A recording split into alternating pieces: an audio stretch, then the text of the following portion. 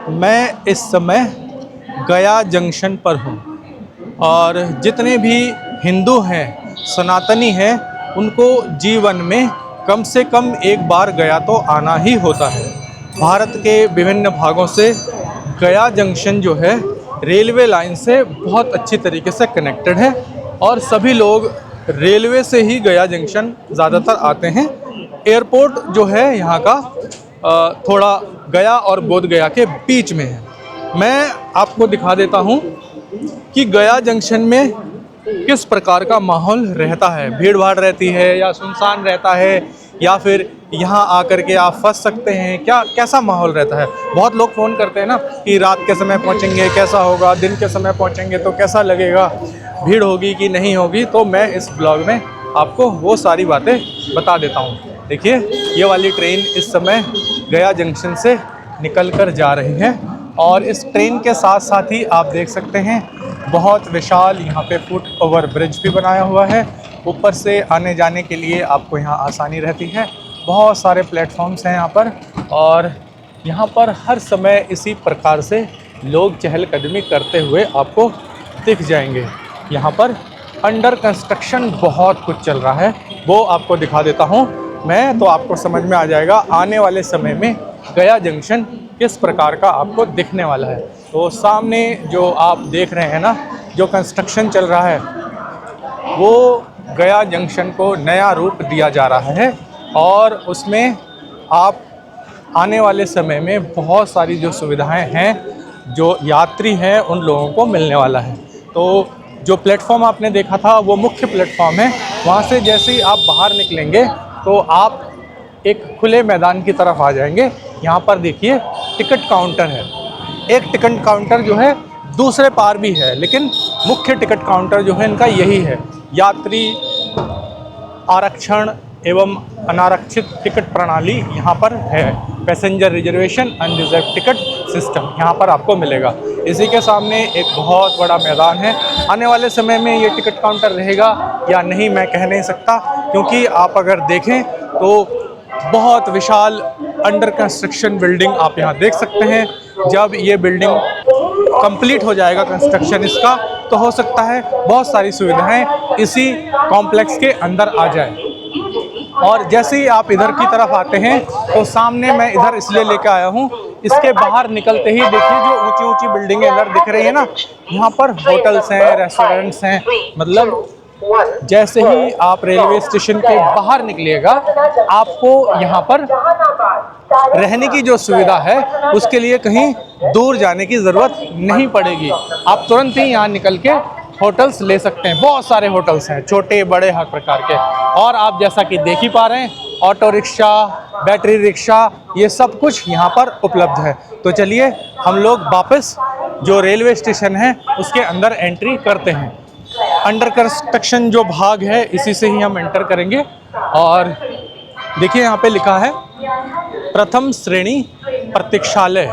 प्रथम श्रेणी प्रतीक्षालय, इसका मतलब यहाँ पे वेटिंग हॉल भी है और यहाँ पे रिटायरिंग रूम्स भी है। अगर आपको यहाँ रुकना है, सपोज़ कीजिए कि आप यहाँ पे लेट पहुँचे हैं, रात में लेट पहुँचे हैं, तो आपको वैसे तो ज़रूरत नहीं है कि आपको रिटायरिंग रूम लेना पड़े, लेकिन अगर आप थोड़ा सा कम पैसे में रुकना चाहते हैं या सेफ रुकना चाहते हैं, होटल में नहीं जाना चाहते, 3-4 घंटे के लिए आप रुकना चाहते हैं तो रुक सकते हैं। जो वेटिंग रूम है जो अभी थोड़ा सा बन गया है वो मैं आपको दिखा देता हूँ किस प्रकार से लोग यहाँ वेट कर रहे हैं। इधर भी देखिएगा, ये भी वेटिंग हॉल बन गया है।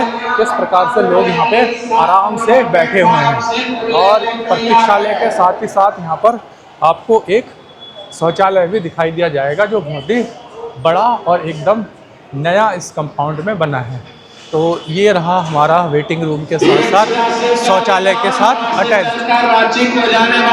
और बस अंदर आएंगे वहाँ से जहाँ से अंडर कंस्ट्रक्शन है वहाँ से आप देखिएगा जो मेन प्लेटफॉर्म है वहाँ पर हम पहुँच गए हैं। और यहाँ पर भी एक ओवर ब्रिज आप देख सकते हैं, जो चहल पहल है हर समय इसी प्रकार का इस प्लेटफॉर्म पे आप देख सकते हैं। और जिस प्लेटफॉर्म पे मैं इस समय चल रहा हूँ, बहुत सारे और यात्री भी इस प्लेटफॉर्म से चलते हुए आपको दिखाई देंगे।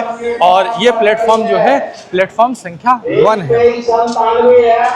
रेलवे स्टेशन है तो इस प्रकार का अनाउंसमेंट होता ही रहेगा, उसी के बीच बीच में ही मुझे आपको इन्फॉर्मेशन देना होगा। तो पहला इन्फॉर्मेशन तो मैंने आपको दिया कि रेलवे स्टेशन पे आते ही इसके बाहर आपको रहने की सुविधाएं मिल जाएंगी। ये रेलवे स्टेशन बहुत बड़ा स्टेशन है, यहाँ पर रात बेरात आप कभी भी पहुँचेंगे, आपको इसी प्रकार यहाँ पे यात्री बैठे हुए आराम करते हुए और अपनी गाड़ी का इंतज़ार करते हुए दिखाई देंगे। दूसरी बात मैं आपको बता दूं, ज़्यादातर लोग यहाँ पर आते हैं पिंडदान करने के लिए। तो जैसे ही आप स्टेशन से बाहर निकलेंगे तो विष्णुपद मंदिर में मेनली जाना होता है। विष्णुपद मंदिर में जाने के लिए आपको जो है ऑटो रिक्शा या रिक्शा जो है वो आपको 20 या 30 रुपए में बाहर से मिल जाएगा। शेयरिंग चिल्लाते रहते हैं विष्णुपद मंदिर, विष्णुपद मंदिर, विष्णुपद मंदिर, ऐसा बोलते रहते हैं। आप 20-20 रुपये या 30-30 रुपये किराया होता है, सीधा विष्णुपद मंदिर वो आपको ले जाएंगे। और विष्णुपद मंदिर के पास भी आपको बड़े सारे धर्मशाला और होटल मिल सकते हैं। 1 नंबर प्लेटफार्म पर कर रहे हैं। दूसरे छोर पर आ गया हूँ मैं, तब भी देखिए यात्रियों की संख्या यहाँ पे इसी प्रकार रहती है। हमेशा ही यहाँ पर आपको यात्री मिलेंगे, ठीक है। तो आप कभी भी पिंडदान प्रक्रिया संपन्न करने के लिए या यात्री के हिसाब से गया जी में भगवान का दर्शन करने के लिए, पिंडदान करने के लिए आते हैं तो आप बिना हिचके आप यहाँ आ सकते हैं। सारी सुविधाएं हैं यहाँ पर, है ना। प्रतीक्षालय है, रिटायरिंग रूम है, वेटिंग हॉल है और बहुत सारे प्लेटफॉर्म्स हैं और सुरक्षा की व्यवस्था भी यहाँ पे पुख्ता है। तो मैं 1 नंबर प्लेटफॉर्म से चल चल के मैं बहुत दूर तक अब पहुँच गया हूँ।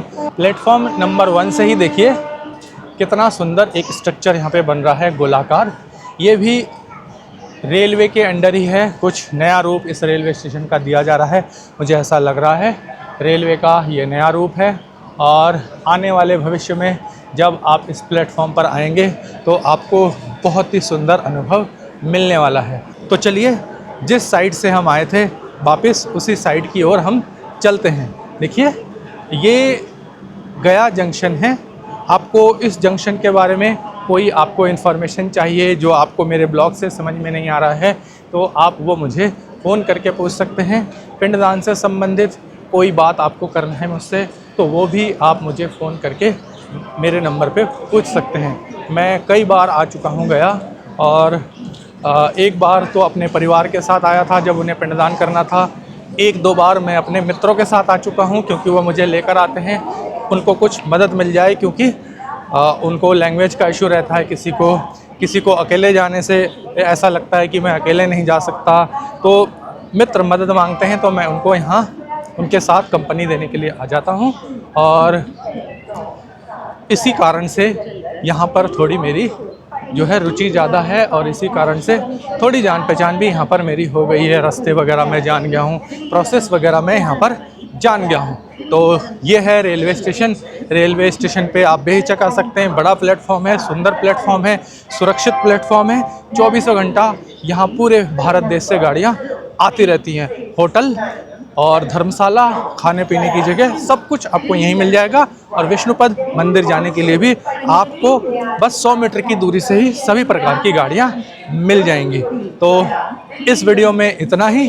अगले वीडियो में मैं आपसे फिर मुलाकात करूँगा। तब तक के लिए गया जंक्शन से मैं आप सभी को नमस्कार कहता हूँ। जल्दी मिलते हैं। जय श्री विष्णु।